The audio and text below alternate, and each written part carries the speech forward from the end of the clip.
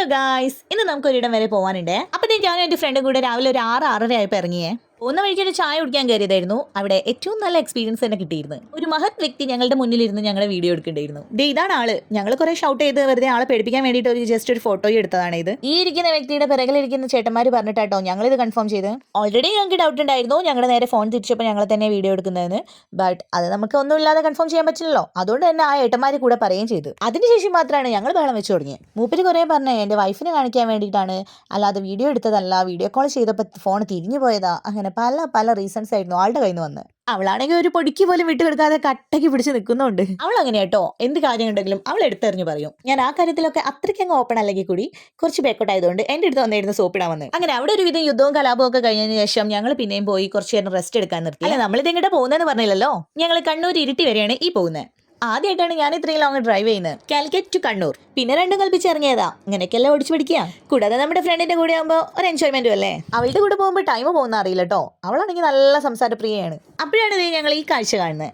രണ്ട് ചേട്ടന്മാർ ഇതേ അവിടെ നിന്ന് മീൻ പിടിക്കുക. അവർക്കാണെങ്കിൽ ഇതേ കാര്യമായിട്ട് കൊത്തുന്നുണ്ട് കേട്ടോ.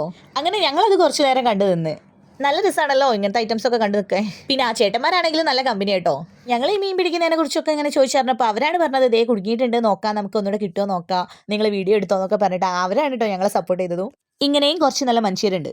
അങ്ങനെ അവിടുത്തെ മീൻപിടുത്തം കാര്യങ്ങളും ഒക്കെ കഴിഞ്ഞതിന് ശേഷം ഞങ്ങൾ വീണ്ടും യാത്ര ചെയ്തു. നമ്മൾ കണ്ണൂർ ഇരിട്ടി വരെ പോകുകയെന്ന് പറഞ്ഞ് എന്തിനാ പോണേന്ന് പറഞ്ഞില്ലല്ലോ. ഈ ഒരു ട്രോളി ബാഗ് കൊടുക്കാൻ വേണ്ടിയിട്ടാണ്. ഇങ്ങനത്തെ ഒരു ചെറിയൊരു പരിപാടി കൂടിയുണ്ട്. ഞങ്ങൾക്ക് കസ്റ്റമൈസ്ഡ് ആയിട്ടുള്ള എന്ത് ചെയ്ത് കൊടുക്കും. ഇതിപ്പോൾ ഒരു ട്രോളി ഹാമ്പറാണ് വന്നത്. ഈ ഹാമ്പറിൽ തന്നെ നമ്മുടെ കസ്റ്റമറുടെ അഭിപ്രായ പ്രകാരമുള്ള ഐറ്റംസ് ആണ് ഫുള്ള് വെച്ചത്. ഇത് സൗദിയിലുള്ള കസ്റ്റമർ തന്റെ വുഡ്ബിക്ക് വേണ്ടി ഗിഫ്റ്റ് ചെയ്യുന്നതാണ്. ആൾ ഓർഡർ തരുമ്പോൾ തന്നെ പറഞ്ഞിട്ടുണ്ടായിരുന്നു ഡയറക്റ്റ് ഡെലിവറി തന്നെ വേണമെന്ന്. അതുകൊണ്ട് തന്നെയാണ് ഞങ്ങൾ ഇത്ര കഷ്ടപ്പെട്ട് ഈ ഇരിട്ടി വരെ വന്നതും. എല്ലാം കൊടുക്കാൻ വേണ്ടി സെറ്റായി നിന്നപ്പോഴാണ് നമ്മുടെ കസ്റ്റമർ വിളിച്ച് പറഞ്ഞത് ഒരു കുഞ്ഞി കേക്ക് കൂടെ വെക്കാൻ. അപ്പോൾ ഇതേ ഒന്നും നോക്കിയില്ല, ഞങ്ങൾ അടുത്തുള്ള കേക്ക് ഷോപ്പിലേക്ക് പോയി ഒരു മിനി കേക്ക് ഓർഡർ ചെയ്തേ. ഇവിടെ ഒരുപാട് ഫ്ലേവേഴ്സിൽ കേക്ക് ഉണ്ട്. ഞങ്ങൾ ഇതേ ഒരു കുഞ്ഞി കേക്ക് എടുത്തു. കസ്റ്റമർ ഒരു റെഫറൻസ് പിക്ക് തന്നിരുന്നു, അത് പ്രകാരം എടുത്തതാണ് ഈ കേക്ക്. ബട്ട് അവിടുന്ന് തന്നെ ആൾ തീരുമാനമായേനെ. അങ്ങനെ അവിടുന്ന് കേക്കും വാങ്ങിച്ച് ഞങ്ങൾ ഇതേ ആളെ കാത്ത് നിൽക്കുകയാണ്.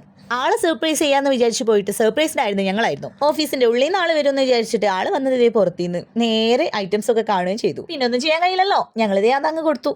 അത് മാത്രമല്ല ആൾക്ക് നല്ല ഐഡിയ ഉണ്ട് കേട്ടോ, ആരാണ് തന്നത് എന്താന്നൊക്കെ. അതുകൊണ്ട് തന്നെ ആ കാര്യത്തിലും ഞങ്ങൾക്ക് ബുദ്ധിമുട്ടേണ്ട ആവശ്യം വന്നില്ല. എന്തൊക്കെയായാലും സർപ്രൈസ്ഡ് ആയിട്ട് ഇങ്ങനെ ഒരാൾ കൊണ്ട് കൊടുക്കുമ്പോൾ ആർക്കായാലും ഉണ്ടാവുമല്ലോ ഒരു എക്സൈറ്റ്മെന്റ്. അത് കാണാൻ തന്നെ നമുക്കൊരു സന്തോഷമാണ്. അങ്ങനെ നമ്മുടെ ഗിഫ്റ്റും കാര്യങ്ങളും ഒക്കെ കൊടുത്തതിന് ശേഷം ഞങ്ങൾ അവിടെ നിന്ന് ഇറങ്ങി. അപ്പോഴേക്കും നമ്മുടെ ലഞ്ചിന്റെ ടൈം ആയിരുന്നു. അപ്പോൾ ഞങ്ങൾ അടുത്തുള്ള ഹോട്ടലിൽ കയറി അത്യാവശ്യം ഞങ്ങൾക്ക് വേണ്ട ഫുഡൊക്കെ കഴിച്ചതിന് ശേഷം വീണ്ടും യാത്ര ഇടുന്നു. ആദ്യമായിട്ടാണ് ഇത്രയും ദൂരം ഓടിക്കുന്നതെങ്കിലും അതിന്റെ ഒരു ക്ഷീണമൊന്നും തോന്നിയില്ല കേട്ടോ എനിക്ക്. അവളുടെ കൂടെ കമ്പനിയായി ജോളിയായി പോയപ്പോൾ പിന്നെ അത്രയ്ക്ക് വലിയ ക്ഷീണമൊന്നുമില്ല. വരുന്ന വഴിക്ക് വീണ്ടും പല സ്ഥലങ്ങളിലും കയറി ഇറങ്ങിയിട്ട് രാത്രി 8 മണി കഴിയാനായിട്ട് വീട്ടിൽ കയറാൻ. അത് തന്നെ എൻ്റെ വീട്ടിലെ വിരുന്നുകാർ വന്നുകൊണ്ടാണ് ആ നേരത്തെങ്കിലും എത്തിയത്. ഇല്ലെങ്കിൽ അതിലും നേരം വൈകിയാനെ. ഓരോ സ്ഥലത്തും തങ്ങി ഇങ്ങനെ അങ്ങ് പോകുന്നു. ഞങ്ങളുടെ രണ്ടുപേരുടെയും ഫോൺ ചാവാറായി തുടങ്ങിയപ്പോൾ പിന്നെ ബാക്കിയുള്ള വീഡിയോസ് ഒന്നും കിട്ടിയില്ല. അപ്പോൾ ഇന്നത്തെ വീഡിയോ ഇത്രയേ ഉള്ളൂ. അടുത്തൊരു വീഡിയോ ആയിട്ട് വീണ്ടും കാണുന്നവരെ ടാറ്റാ ബൈ ബൈ.